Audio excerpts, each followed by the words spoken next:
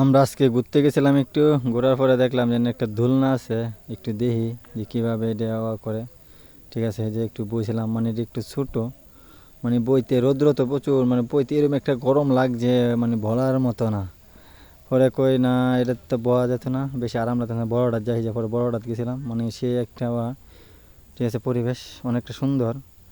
পরে আর একটু যে দোলনা খাওয়ার পরে দিন না ভালোই লাগে, পরে কই না আর একটু সেদিকে যাই, একটু আটলাম।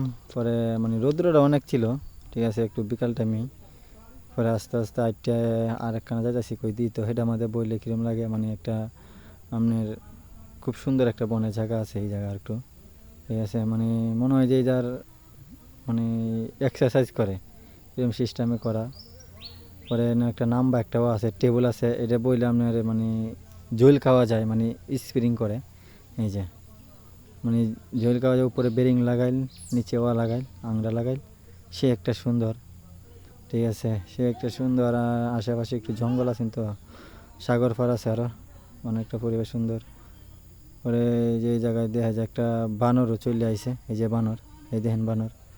ঠিক আছে, মানে বানর আশেপাশে, মানে বানর অন্য কোনো সমস্যা করে না, সব কেউ কি অনেকটা সুন্দর। পরে আর একটা আছে স্প্রিংয়ের লাগান, মানে বইলে আপনার স্প্রিং করে, মানে সে একটা মজা হয়ে যায়। স্প্রিং করে সে সুন্দর একটা স্প্রিং।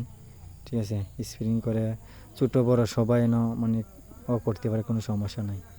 ঠিক আছে, পরে আবার দেখেন এই যে বাচ্চারা এই যে নিচে দিয়ে যাইতেছে, উপর দিয়ে আইতাছে, অনেক সুন্দর এটা, মানে বাচ্চাদের জন্য।